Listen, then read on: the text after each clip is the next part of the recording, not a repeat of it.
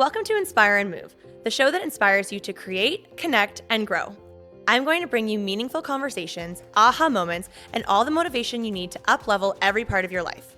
I'm Ali Aruda, founder of Inspire and Move, and your personal hype girl.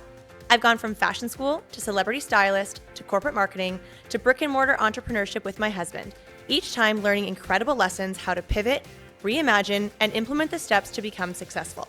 I'm passionate about inspiring others to live their best life, a life of joy. We have the power to design a life that we love, because life is too short not to. The best part is that you weren't meant to do this alone. If you feel like you are meant for more, let me ride shotgun with you, and together, let's get you to where you want to go.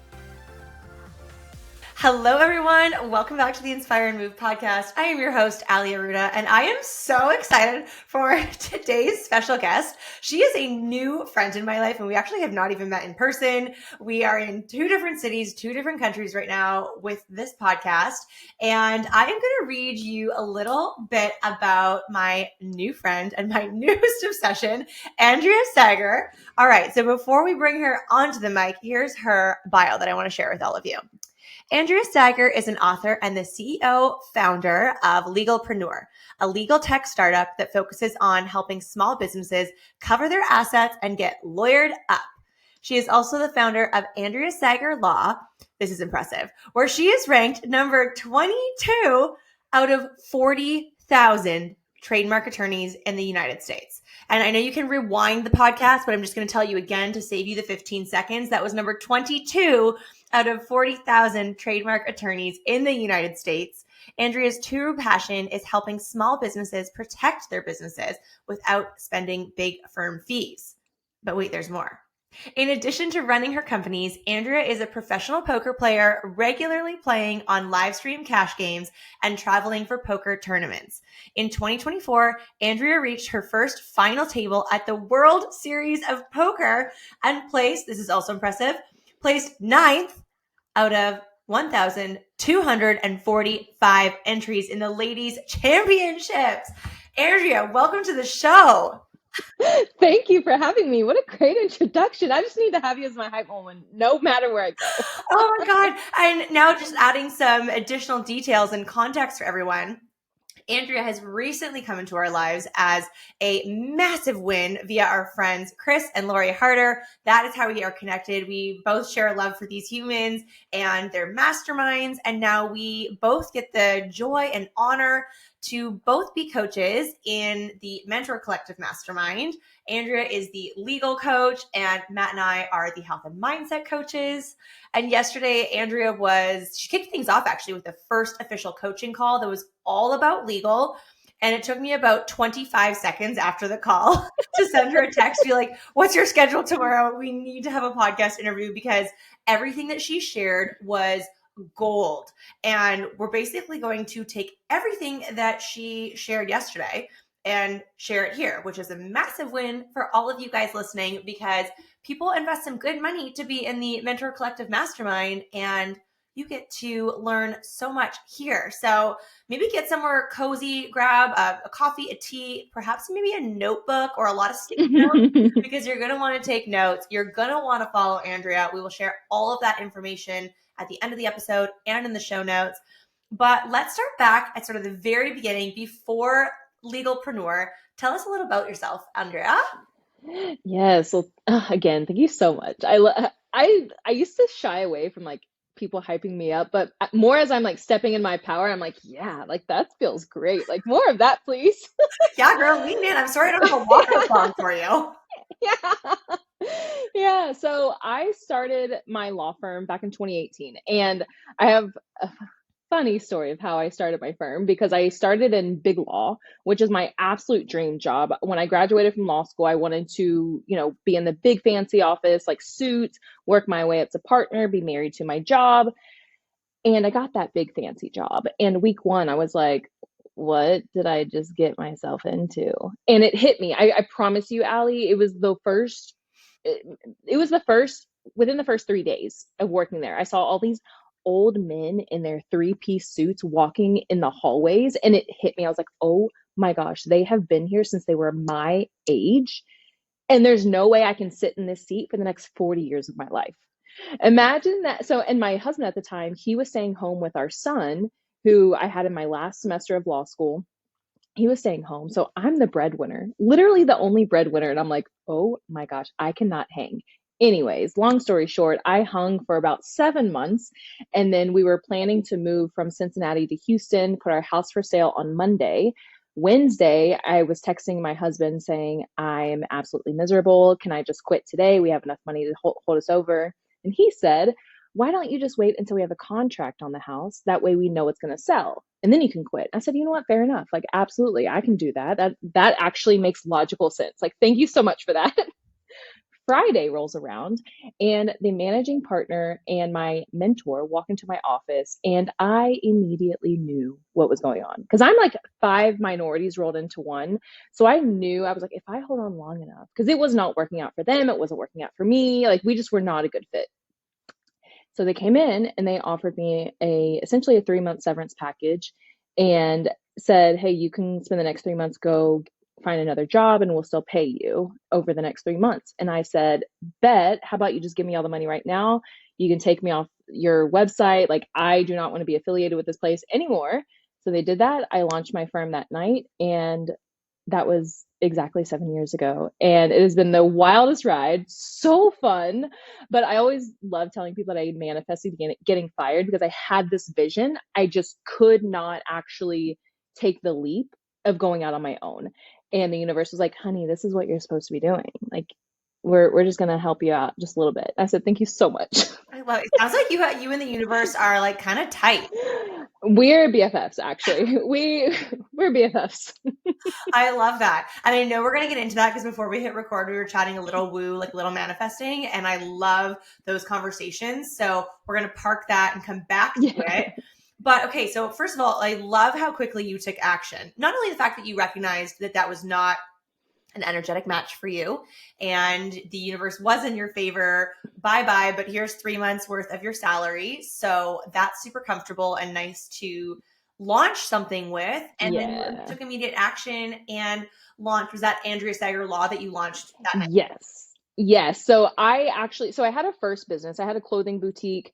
We started online, opened a brick and mortar store, did manufacturing. So I've done the whole retail, wholesale. I've done that side of business as well. And I had a whole network of business owners that were in retail and clothing as well.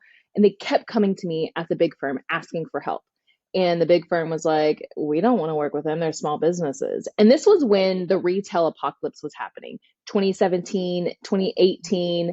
And everywhere, I remember sitting in my office on the 38th floor in Cincinnati, reading like news articles about the retail apocalypse, like the retail's dying, blah, blah. But I saw a completely different story from these other small businesses.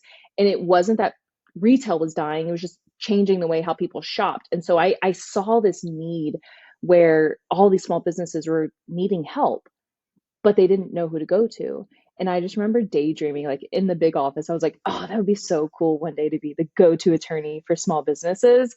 And a few years ago, I was sitting in my house and I was like, I like had that flashback. I was like, oh shit, like I'm actually living that out. Like I am the go-to attorney for small businesses. Like how cool is that? Like I just remember having that flashback. I was like, oh my gosh, like this is such a full circle moment. Oh my God, I love this so much. And I mean, that's probably similar to our story a little bit. I mean, very different, but just sort of those full circle moments where you kind of, Mm-hmm. I think it's so easy as entrepreneurs and as business owners to be so in the weeds with your business all the time. And you often hear Yeah. people talking about, I'm working in my business versus on my business.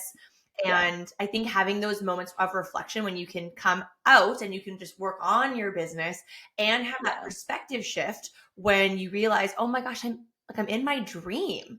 Yes. And Yes. in your zone of genius. And you shared on the call yesterday that you were at one point going to go into being a tax attorney. Yes. I didn't forget that. So one of my old lives was college where I was on the bowling team Come on. and I have a national championship for bowling. You get cooler by the day. I'm telling you, I've lived so many lives. And honestly, like I tell people now, they're like, "Oh, what do you do?" And I'm like, Well, in this life, this is what I'm doing, but who knows what I'll be doing 6 months from now? I don't know. I've come like honestly 100%. I'm to the point where it's like I really like have this knowing. It's just like we're only here for so long and we only have a finite amount of time. Like I want to do absolutely everything that I can. Mm. So like I try to do absolutely everything that I can. Anyway, so on the bowling team, I wanted to be a lawyer, and then like some things kind of got lost in the weeds when I was in college. And then there was a girl on our bowling team. Her dad was this big time attorney in Florida. And one time we were chit chatting because I told him I wanted to go to law school. And he was like, "Let me tell you, you got to be a tax attorney. Rich people will pay so much money to not pay taxes." And I was like, "Bet that's what I'm gonna do," because I just wanted to make money. I grew up dirt poor, roach infested house, like 900 square foot roach infested house. Like grew up with absolutely nothing. And so all I knew was I was going to make a lot of money. Like I was going to do whatever it took, and I thought being a lawyer was going to make me a lot of money. Turns out actually being the business owner is what makes you money. Mm. And so that is why I wanted to be a tax attorney, but also like I actually do love taxes. I love the game of taxes, but now I just where I fell into is trademarks and working with small businesses, and I absolutely 100% love what I do now, but I do still also have a love for taxes. Oh, okay. So we're no longer a tax attorney. Now we're focusing on small businesses. And you dropped so much knowledge yesterday. I think at one point I had 10 sticky notes going. I should have just committed to a notebook, to be honest, with the notes I was taking. But I would love for you to share everything, well, on a condensed version that you shared yesterday, because I think it's so impactful for people that are listening that are either, entrepreneurs, business owners, but you had a lot of really great things to share when it came to the world of content creation. And I Yeah. think people don't think about, like, I feel like the word taxes is people are like, oh, boring, but it's really important. hmm Legal, but maybe it's not as like high vibe, but also really important. And Exactly. that's a lot of what I took away from our call yesterday. So I'd love for you to share things like trademarking and Yeah. LLCs, all of that. Yeah, we got it. So there are three things, and it all boils down to three things as a business owner. And I will send the link for the business owner's legal checklist because this checklist goes into a lot more detail of the finite minutia that you need. So I'm going to drop the big three, which are your business entity, how you legally operate, your contracts, and your intellectual property. So starting with entities, this is how you legally operate. Depending on what country you're in, it will have a different name. In the United States, typically as a small business owner, the optimal way to operate is an LLC, a limited liability company. Canada has an equivalent. Each country pretty much has an equivalent. Just want to get with a local attorney to figure out what that equivalent is. The reason you want an LLC and you want it from day one is because it protects you as an individual from the debts of your company. Even if you don't currently have debts, even if you don't currently have assets as an individual, we're protecting yourself now against anything you may acquire in the future. That being said, I'm sure many of you listening are like, oh, I heard from so and so not to file the LLC until I'm making this amount of money, X number of dollars, because, oh, it doesn't matter or it doesn't count or whatever reason. Very bad advice. Don't listen to that. Please listen to me. Because what they're referring to in the United States is the S Corp election. So if you hear, hey, don't worry about the LLC until you're making X number of dollars, they're referring to the S Corp election. The LLC is your liability protection. The S Corp is your tax savings. And it is true that you cannot make that S Corp election, which is just a tax election. You're still an LLC. Now you're taxed as an S Corp. You cannot get those tax benefits until you are making that certain dollar amount. It's different for every business. If you're going to be making, you'll just have a knowing. You'll know like, hey, I feel like I should go have a one-on-one with an accountant. Yeah, go do it. Go pay the hourly fee. Just have that one-on-one to find out, hey, is this right for me? What is right for you from day one is having that entity to protect you as an individual. Because if you do wait any amount of time, let's say today's day one and you heard, oh, wait till you're making this much money. Day two comes along and you go viral on Instagram, TikTok, and now you're making hundreds of thousands. And day 3 comes along and you remember, oh, now I need the LLC. Let me go file it. And you do. And now you're in compliance. Everything's good. You're protected personally. And then day 100 or day 1000 comes along and you get sued for what happened on day 1 or day 2. Even though you are an LLC at the time of the lawsuit, you do not get the LLC protection because you were not an LLC at the time the act happened. And that's what matters. It's what kind of protection do you have when you accidentally do something that causes your business to get sued. And I always say accidentally because we're not out here being malicious. We're not out here doing things that we know are going to get us sued. It happens on accident. We don't know everything. We don't know all the laws. We don't know everything that could get us in trouble.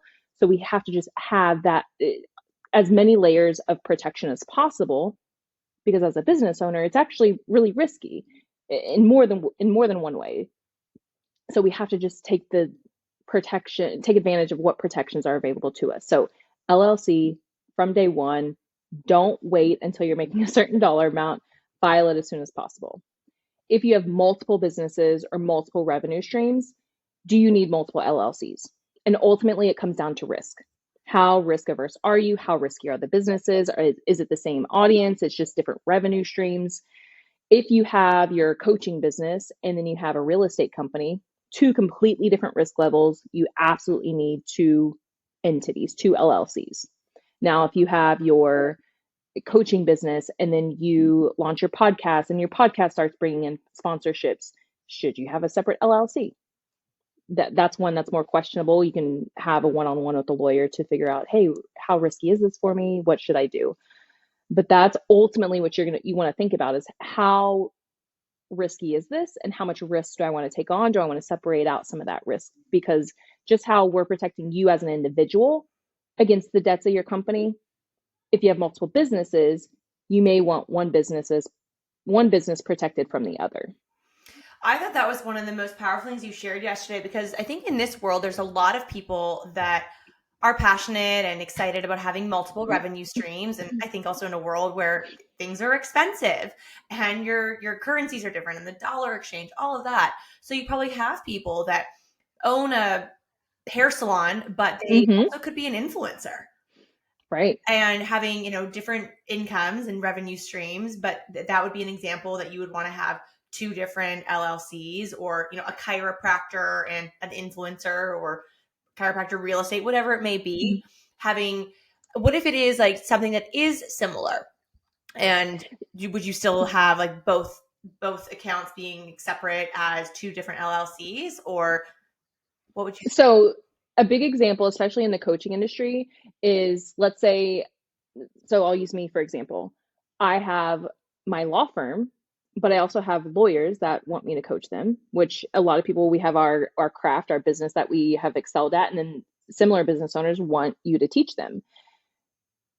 In my opinion, I think they should be 2 separate entities because it's 2 different audiences and it's 2 different promises. So one, you're performing your craft, the other, you're teaching your craft. And I'm kind of in a different situation too, because as a lawyer, I have my professional license. Anything that's not actual legal services, you 100% want a separate entity. So if you have any type of professional license, anything that's not that is required to have that license, you want it under a different entity, because you don't want anything that doesn't require the license to create liability for your license, if that makes sense. Totally. And that's something that I feel like I have been hearing a lot more recently. Like I have some friends that are physiotherapists, chiropractors, massage therapists. So they have their college that their license is attached to. I've also been learning a lot about the world of therapy with someone that I have coached with, or have coached myself. And they shared a lot about the college. So certain things they can do and can't do, and can market, can promise, but then all of this that they can't. So that's really interesting that you're sharing that. And I think that's also a really great takeaway for everyone listening, that if you are someone that has that professional license, you want to have another revenue stream, you really want to look at those separate entities. 100%. Yeah. Anytime. And that's exactly why Legalpreneur, the company, was born, because we started selling contract templates. We started doing more legal related stuff that was not actual legal services. Number one, I didn't want to create more liability for my own legal license. Also, for attorneys, we can't pay referral fees to non-attorneys. But for all of our legal resources, it's not legal services, so we can pay referral fees for the non-actual legal services. Also a good takeaway. I love that. Mm-hmm. Okay, when talking about LLCs, is there like a max number of LLCs, or can you just like go out and collect them? Be like, I have 15. You can go out and collect them. Is there an average? Like, I need to do like a little inventory for our businesses. Like, how many do we have? Yeah, I mean, honestly, it's just going to depend on how many businesses you have. Now, one question a lot of people have is under your one LLC, how many DBAs can you have? Because if you do keep multiple businesses or revenue streams under the one LLC, you'll file DBAs, doing business as, or some states call it a fictitious business name. Those are owned by the LLC, but you're still operating under the same LLC. Typically, you can have around 10 DBAs under one LLC. But as a business owner, as an individual, you can have as many LLCs as you want. Interesting. Okay, I love that. I think that's really exciting too. I feel like for years, even before I was an entrepreneur, I mean, I definitely wouldn't know anything about this. And I think it's so interesting that there's a lot of layers here where just as you just shared about how many DBAs you can have with an LLC and that there isn't a cap for an LLC. So maybe people can take this episode and take some, reflection time to realize that, okay, yeah, no, I have these different revenue streams coming into this one company, but I actually am going to have 3 companies and have them separate. And whether you name them or they're just numbered companies, but it's cool to know that you can have as many as you want. Yeah. And when also thinking about should you open a new LLC or have it under the same, I typically will tell clients, okay, here are my considerations. Now, before we make that decision, go talk to your accountant, because there are also tax considerations that you want. I always tell clients, hey, just loop in your accountant to make sure that everything's good to go here. I feel like that's the next like bestie combo is like Yeah. and a tax wizard or an accountant wizard. And then that's a serious bundle package. Yeah, exactly. Okay, so entities, you've got number 1 entities. Yes. And everyone's next thinking about all the LLCs they're going to go collect. Yes. And now we have contracts. My biggest rule for contracts always is don't be afraid to use them. I work with so many small businesses that are scared to use them, which I understand because we've all been screwed over by a contract at some point. We've all been there. We didn't read the fine print, early termination fees, whatever the reason. We've all been there. But you have to understand that we're also out here just trying to do good business. We're not trying to pull one over on someone. And the contract is literally there to keep everybody on the same page. So if you're thinking, oh, it's just this handshake deal with this person I've known forever or blah, blah, blah, blah, blah, that is all the more reason you want to have a written agreement. And I'm always of the mindset, especially as a newer business owner, I don't believe that you have to go and spend thousands to work one-on-one with an attorney to get your contracts. Especially if you're a brand new business owner, you likely don't even know what you need or don't need in your contract. So you're going to work off of their best practices. And because of that, I always tell clients like, hey, you're probably better starting off with a contract template. And then as you gain more experience in business, you'll learn what you like, what you don't like, and then keep those notes. And then you go work with an attorney. I always call it graduating to custom contracts, because otherwise, and I've done this so many times in my law firm where somebody comes to me and they're like, oh, I'm launching this business. I need this contract and da da da. And they don't know what they want or not. And so I end up just giving them my template, but they're paying me for a custom contract. So that's why, again, that's actually why we launched Legalpreneur, was to have those contract templates for newer business owners that didn't know what they needed or did or didn't know. So what contracts do you actually need? If you have a website, which probably everybody here listening does, you need your privacy policy and terms of use. In the United States, the privacy policy is required by federal law, governs what private information you're collecting, how you're using it, how you're storing it, how long. The terms, this is the contract between you and the visitor of your website. Yes, there is a contract between the visitors on your site. And if they can purchase on your website, it can double as the contract between you and the purchaser on your website. We've all seen this, the click wrap agreement when we go to check out online, check the box, by checking the box, I agree to the terms and conditions herein. That is perfectly legal as long as the box is not already checked. So the customer has to actively check the box, and the terms are clickable to go read on another page, or the terms are just right there in front of you. As long as those are present, 100% legally binding in the United States. We used to see it, we don't really see it that much anymore, where the box is already checked. And that's because there used to be there wasn't a lot of guidance around it, but pretty much now every state says like, hey, they have to actively check the box. I know I'm getting the weeds here, but this is the stuff that I geek out on. No, but this is good. And I thought this was also really excellent information when I heard it for the first time from you just 24 hours ago. But I think something that, people might get scrappy trying to make their own websites, and whether it's, the wiki sites or Squarespace, Yeah. hobby, like there's a whole bunch of options that you can use, and something like that. And I think it also in the world of AI, where are people going to go to ChatGPT and be like, terms of use, like help me. And then is that Yeah. acceptable, or is it something like a template that what Legalpreneur offers? So I really, really, because I'm always of the mindset, I'm like, I'm never going to tell somebody like, hey, you have to go work with a lawyer. Hey, you have to go here and do this.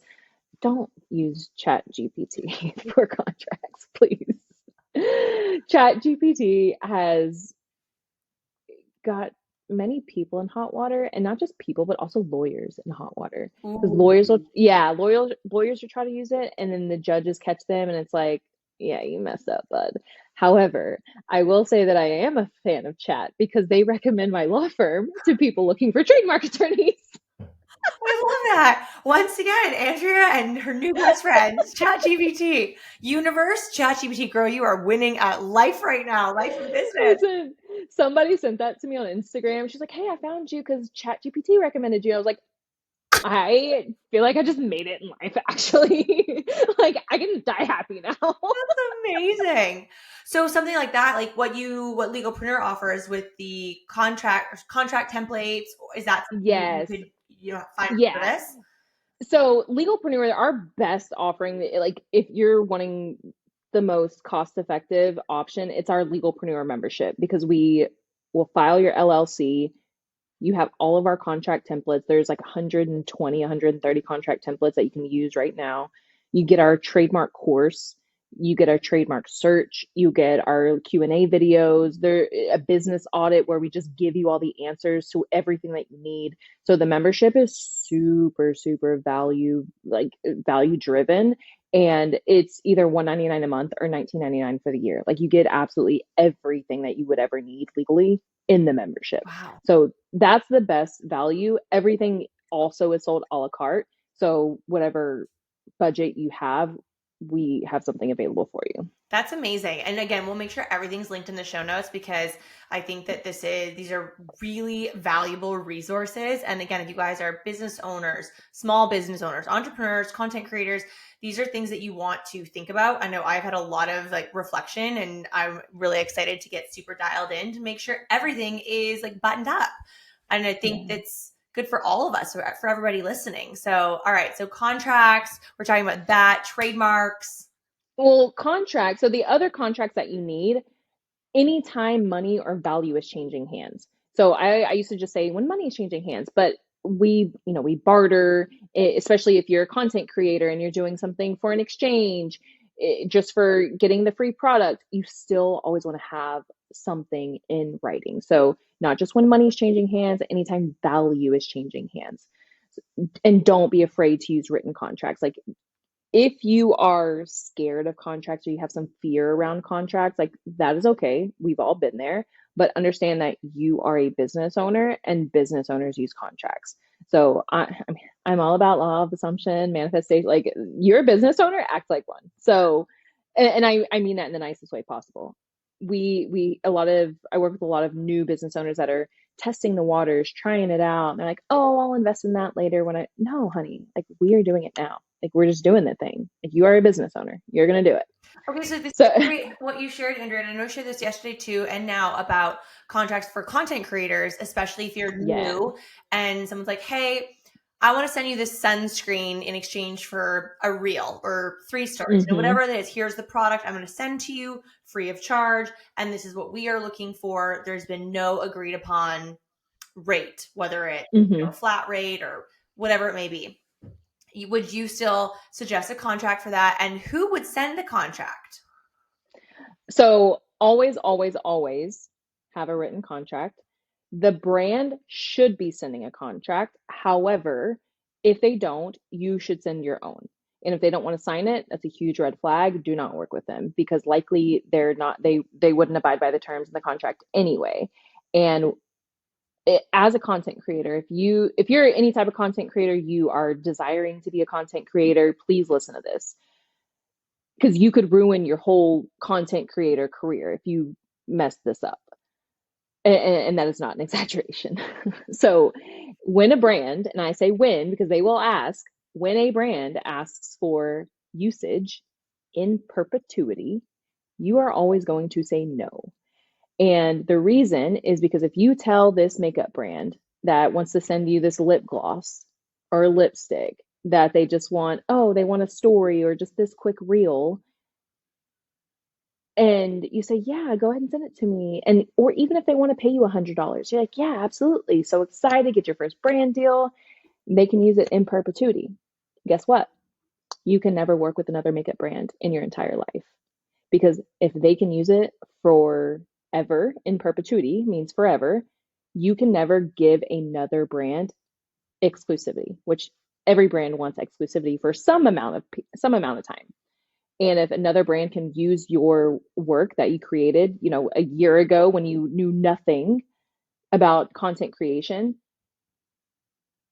you're never able to give another makeup brand exclusivity. Mm. So by all means, never ever ever agree to in perpetuity. Like I have left multiple 5-figure deals on the table because they wanted in perpetuity. And I like unless somebody I told the brand, I said, unless you're going to be paying me hundreds of thousands of dollars, like I'm just not available for it because I know like where I'm at right now with my brand, my socials, like it's only going up from here. It's like why would I give you this when I'm only going up from here? So it is partly coming in. It's a mindset shift for sure, but it's understanding your value, but also once as a content creator, once you understand the brand, how much they would have to pay a whole production crew, have to pay models. Like once you understand that, you're like, oh hell no, like I'm going to be charging this and that. So just understand when brands are asking for, hey, we're going to send you this free product, can you please post this? There's a difference between like, hey, can you just post this to your audience and they don't want to use it? Like that's cool. Like that's totally cool if they just want some exposure. But if they're like, oh yeah, we want to use this, no. Like if you want to use it, you have to pay, number one. Number two, you can only use it for this amount of time. So when brands approach me, my rate that I give it's like this base rate. So if the brand's like, hey, we want one TikTok. Okay, cool. Here's my rate for one TikTok. That includes either 2 weeks or a month of usage and exclusivity. And that's it. If they want 6 months of usage and exclusivity, it's 6 times that rate. If they want 12 months, then I do 12 months. And if they pay in full, then I usually will discount it to whatever they would pay in full for 10 months. But really understand like, okay, let's have this base rate that includes XYZ, and then you go from there. And do not be afraid to multiply it when they want 3 months, 6 months, 12 months. Okay, this is fascinating. So, in perpetuity basically means like forever, and you are like golden handcuffs to that brand or product. But it's Mm-hmm. such I think for most people, that's such a big word that people will be like, in perpetuity. Sure. That Yeah. they've Yeah. probably, I say, I'm sure there's like novice, naive little angelic humans that are listening to these words and being like, oh, I didn't know what that means. And it's innocent, but these big brands or companies are saying in perpetuity, people are like, yeah, sure, Mm-hmm. no problem. Where do I sign? Versus Mm-hmm. negotiating like, oh, you want in perpetuity? It's no longer $500 or whatever the Yeah. rate is. It's actually this. And so walk me through a little bit more in terms of, I love what you said about how like 3 months, 6 months, 12 months. So would you, for you personally and brand deals that you do, would you then, put a calendar marker to be like, okay, brand deal with Evian, just let's pretend a Yeah. water company that you're going to have a 3 month deal that's like 3 month quote unquote exclusivity where you would decline the other water brands that might want to work with you. And then in 3 months, would you have a note in your calendar like remove TikTok with brand partner? Yeah. Yeah. I have my team, they'll go back through and check everything. Oh, I've literally never had this conversation before. I love Yeah. this right now. Yeah. And it's just understanding the value that you bring with your creation, your content. And that's what a lot of users do not understand. It's like, oh my gosh, I'm having fun. I'm creating this. Da, da, da. Yeah, have fun, but also understand how much this is worth. Like if so I think I can talk about this. I currently have this brand deal with stamps.com for Small Business Month. And it's close to a five-figure deal for throughout the month. And I had to be very specific around like, hey, you cannot use this past this date. You cannot, repost this. And even if a brand wants to post it on their own channels or their own website, I charge more for that. And you should too. Because it's a rate, like you have my base rate is for me posting on my channels. And I do have another rate for for me creating the content, just the UGC, and then they post it on their channels. But if I'm posting it to my audience, like that's actually taking away my own promotion, my own products and services. So it's really taking a holistic approach to, okay, what is the brand wanting to get out of this? What am I losing out of this? Because anytime you promote somebody else's products or services on your own social channels, you're losing a little bit of trust. Mm. Whether you realize it or not, you're losing a little bit of trust every single time. And that's okay. It's just, especially if you're newer to posting with sponsorships, it's kind of shifting and rebuilding a new trust with your audience. So it's not just, oh, I'm promoting my stuff, I'm doing this. Like, hey, I'm actually going to throw in some other brands in here. But it's also building that trust with your audience so they understand I'm only promoting what I believe in. Because I mean, I don't know how often you get approached, but I get approached pretty much every day, every week. And I'm very, very selective because I actually believe more in my brands and I would rather just promote my brands. But when something really is in alignment, it's like, oh, great, awesome. And I have such a niche audience that I get to also charge a premium for it. So that's another thing. If you have a broad lifestyle audience, you're not going to get paid as much as I'm going to get paid for one video specifically for this small business product, specifically to this small business audience. Mm. And that's only because I have a very, very niche audience, but also like I'm not going to have Sephora or Ulta come knocking on my door forever. Never know. Yeah, that's Throw it true. out in the That's true. universe. That is true. That is true.